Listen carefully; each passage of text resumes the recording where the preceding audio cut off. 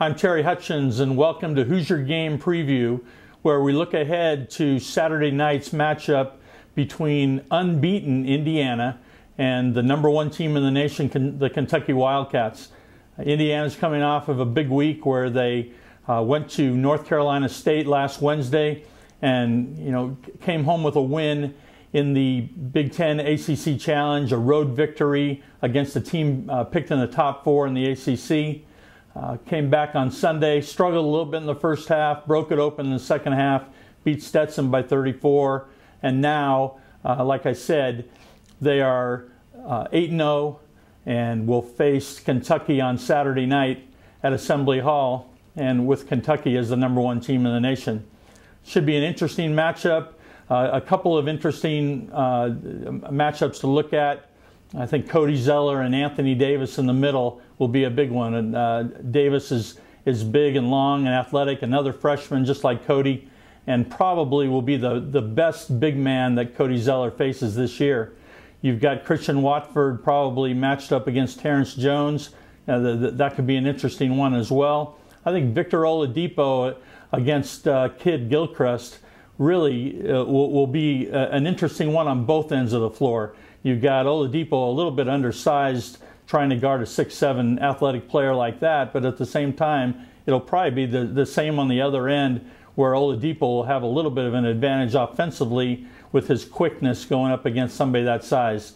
Obviously, locally, Marcus Teague is coming back and will be a featured player for Kentucky, and then Jordan Holes will obviously fit into that mix as well. You look at Indiana, Kentucky. I think a lot of people think that Indiana won't have a chance in this game. I tend to think otherwise. I think that the Hoosiers will have a chance for a couple of reasons. Kentucky, it'll be their first true road game, young team.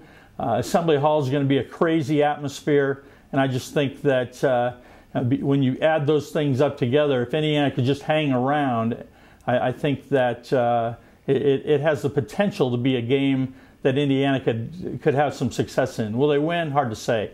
But I remember 2 years ago when Kentucky was here, it was close throughout, and that wasn't a very good Indiana basketball team. And as these guys have shown to their 8-0 start, this is a much improved team. Continue to check out my work at IndyStar.com, my Hoosier Insider blog.